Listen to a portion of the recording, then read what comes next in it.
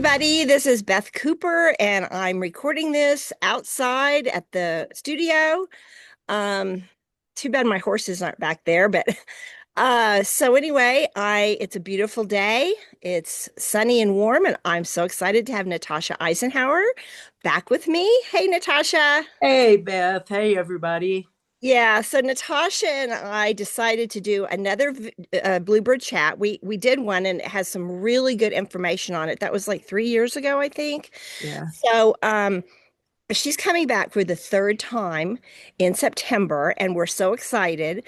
And we just thought we might, since we've had two workshops under our belt together, and she can talk a little bit about how she does her workshops. So, Natasha, let's see. Okay, your workshop is August 31st. That's the first day through September 1st through the 4th.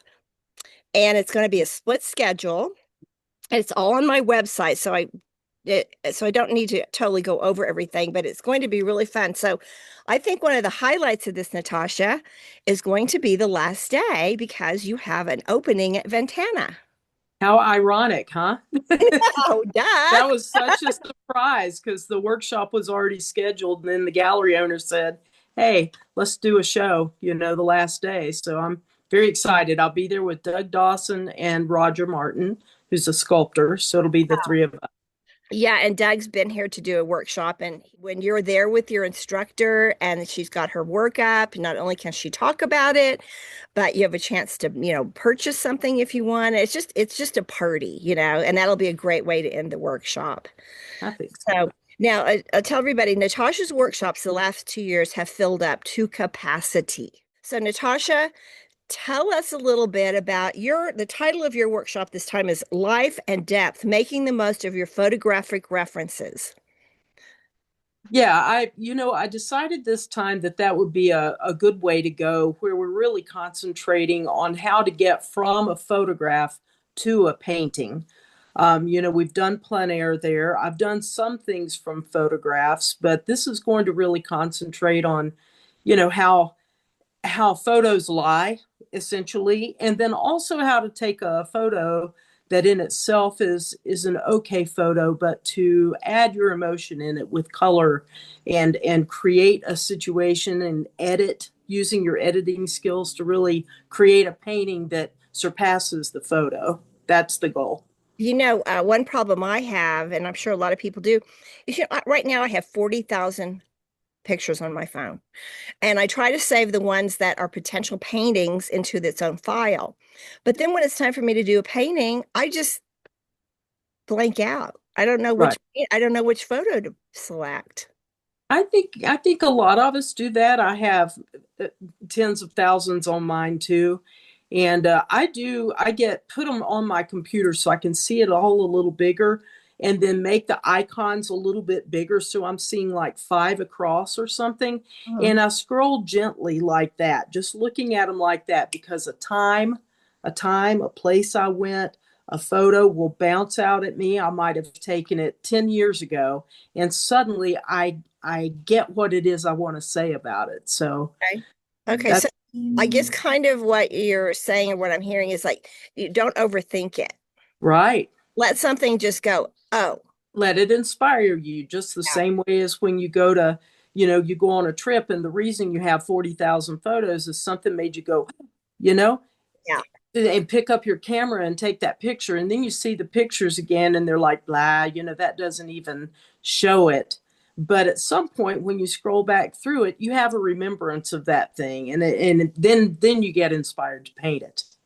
Well, in the past workshops, you've given everybody a photo to paint, like the lemons, or Mhm. I can't remember what the other one was, but are you going to do that again this time, or are people going to use their own photos? We're going to start with mine because it's easier to get everybody on the same page and in the same understanding.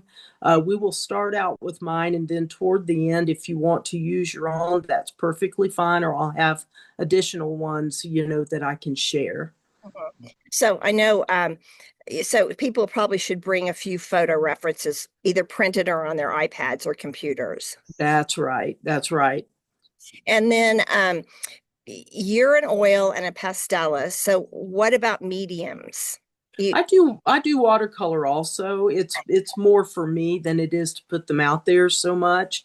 But yeah, I it really doesn't matter what medium. I think I can say that with a straight face. Yeah, I think any medium is just fine because it's the concepts, not.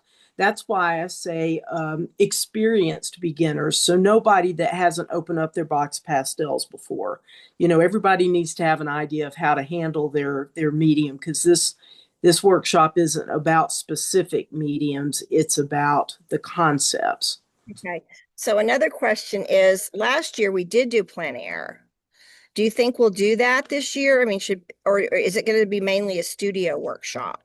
This one is a studio workshop. Now, people can also, for the last part of the workshop, if they choose to take photos around the ranch, then they can do that and work from those photos while they have the live thing out there, and they can go back and reassess color and so forth.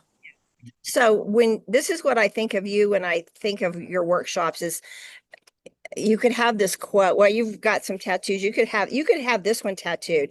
Paint what you see. Paint what you see. That's right. That Just Natasha. paint what you see and not what you think know. Yeah. Yeah, absolutely paint I what think you of see. that now sometimes when I'm doing like a still life. I just am like, what am I seeing? Right. One color, one stroke of color at a time, and you really just focus on that part that you're going to lay down right then. Not I'm trying to make a lemon. I'm laying a color where I see a color. And Okay. then before you know it, you have an object that you can put a noun to on your canvas. Yeah.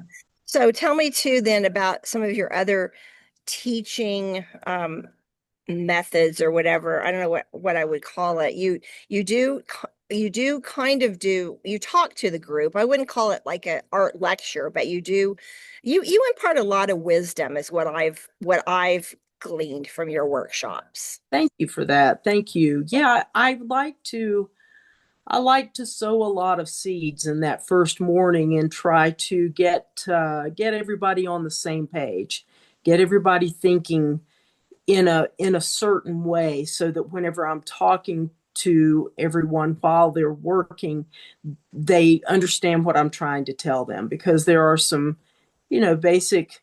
basic structural things and basic concepts that I think apply across the board, no matter what you're painting and how you're painting it. So I like to be sure those things are known. Can you tell us what those are or those secrets? Oh no, nothing's a secret. I just, I tend to think about the guide, not the rule, but the guide of thirds. I try to leave the word rule out, because another part of what I believe is that rules really are meant to be broken. I don't think there's any rule that applies always, except don't eat a sandwich with pastel on your hands. That rules probably applies. But yeah, it's working with the idea of thirds and how to compositionally set your painting up. And then temperature is important, and it's which direction is the temperature going. There's not a rule that says everything gets blue as it goes off in the distance. That is absolutely not categorically true. Sometimes, yes. Temperature and then value is a giant podium I stand on with paintings, because I believe you can paint with any color you want to paint. If your values are correct, the painting will read. Uh-huh. So, that kind of thing. Yeah. If you can get the values correct, then you can think about temperature as you are finessing that painting, the last 20% of it, and go, maybe I need to cool that back there or heat it up a little, because it can make the difference in your atmospheric perspective, and how far out you can see in that painting. Students, I try to get them cognizant of which direction things are going at the start, because students tend to use a lot of paint. And if you've gone down heavy, whether you're painting in oil or pastel or whatnot, and particularly in watercolor, you better know which way you're going before it starts. Yeah, especially with watercolor. Yeah, I can Mhm. Do you ever do watercolor and put pastel over it? No, I don't. I'm kind of a purist like that. I like to retain all the tooth. I don't like I don't like an underpainting for myself. I Mm, like to start on a middle tone, a middle value, mm, and I skip the underpainting simply because I work really clean, so I want that color to stay really clean. And then also for the same reasons, I don't encourage a lot of drawing before you begin an oil painting or pastel painting. You tend to stay in the lines, and what we're working on is trying to break that habit of keeping things in the lines and trying to allow that to soften. Last year you did a demo, the truck, and you gave it to And I me. was just going to And put it on thank the you. I slide. love it. Good, I've had it framed. So good. tell me a little bit about your concept on demoing. I read the class. I'm very much an intuitive teacher. As much as I try to teach the students in an intuitive way to approach their subject. Mhm. So I don't, I'm not out there to make a lot of mini me's, second rate versions of somebody else. I'm trying to get everyone to find their own voice. So I don't demo a lot. Mhm. That's not my mainstay. And whether or not I'll demo at this workshop, I guess it'll be seen when it happens if I do. I just read the class. So, the first day then, okay, that since it's a split schedule, the first evening we'll be meeting, excuse me, we'll be meeting from 2:30 to 5:30. So we've never Natasha and I've never done this split schedule before. I did it last year with Amy Erickson and it worked out really well. So what do you think that first evening will at the end we'll have a little happy hour, but what do you think that first evening will be like? Talking to everybody, getting acclimated, setting up painting, or what? I think the first evening will be probably everyone will be finding where they're going to sit and have their gear where they're going to be sitting and get that settled down. And then we will probably talk like I do at the beginning talk the first morning of most of my workshops is that we'll get to know each other and see what everyone's working in and what everybody's goals are. And then we'll start talking a little bit about the concepts that we've sort of started on here and what the workshop's about altogether, so that on the first early morning the next day then we'll begin just a little bit of kind of setting up, talking about what we're going to be doing first, and then launch into doing some painting. Yeah, yeah. We have then days 1, September 1st, 2nd, and 3rd, full days painting, hardcore, right? Yes, yes.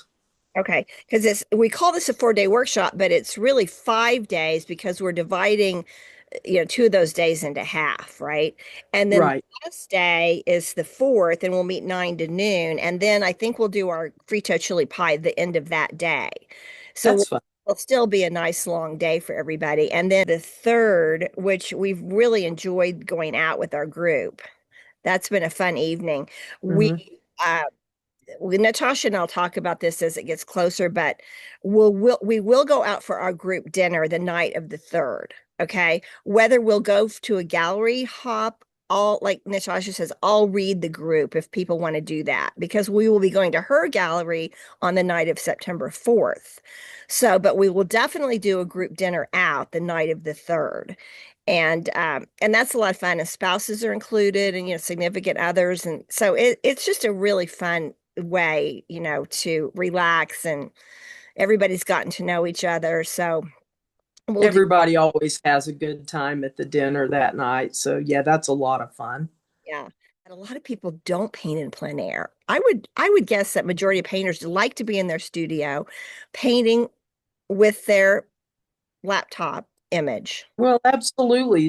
There's a lot of folks that can't handle the heat outside in the summer, or it's too cold where they are in the winter, or they're really not interested in painting their local environment and schlepping all the gear.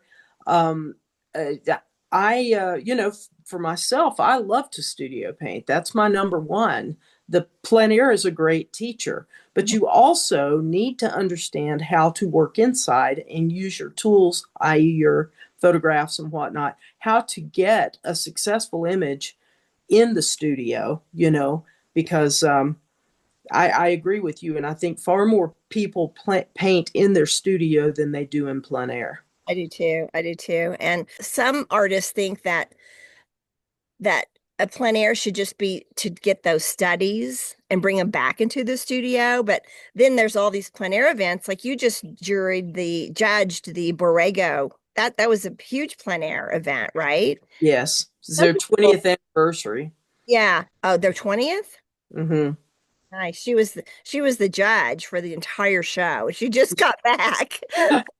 It was a daunting task because normally some of those people are my uh, competition, so to speak, and so it was very interesting to wear the other hat and look at everything very objectively. Yeah. So, I mean, so the students in the class, on the last 2 days, they're like you said earlier, they're welcome to go outside and gather some material here, for sketches, or little color studies, then bring it back in. So we can make that happen if anybody wants to do that. And We'll work it out for sure. just so everybody knows, I provide a continental breakfast every morning, and it's pretty substantial with hard-boiled eggs and yogurt and granola and bagels and fruit and pastries and the whole deal. It goes from 8 to 10. And then I cater lunches into the studio, and they're $20, except for the last day, which will be the 4th.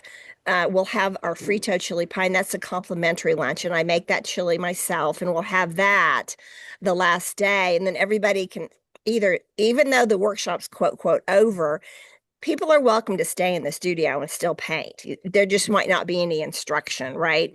And then Natasha has her opening at 4, so she'll have to, get ready for that. And then we'll all, meet at the gallery at 4. So That'll be great fun. And Beth, you never let anybody go hungry at this event for sure. So, you that's my know. secret. My secret is cookies. Oh, cookies work. They work. This is awesome. I'm so glad you're coming back. And we'll just, if anybody, people are shy to call me. They always go, is this Bluebird Studios like, like there's, a big crew here. Well, it's just me. There Right. isn't anybody else, right? So, I love to talk to my students. So if you need to call me about, where to stay, it's on my website, but you can call me how to get here, whether to fly into Albuquerque, Santa Fe, whatever. And so don't hesitate to do that because I talk to at least one student, if not more, a day that are interested. So And certainly, if anybody has questions for me about the yes. substance of the workshop, I'm Yeah, always open to an email. I'll get to you just as quick as I can. yeah, yeah. I get that excited. You're the only instructor I've had back for 3 years. I'm honored. Thank you, Beth. Yeah, yeah. Okay, Natasha. Well, thanks for the chat, and I hopefully I'll see you before September. It's been great. Yeah, hopefully so. Santa Fe. All right. Thank Okay. you. Thanks, everybody.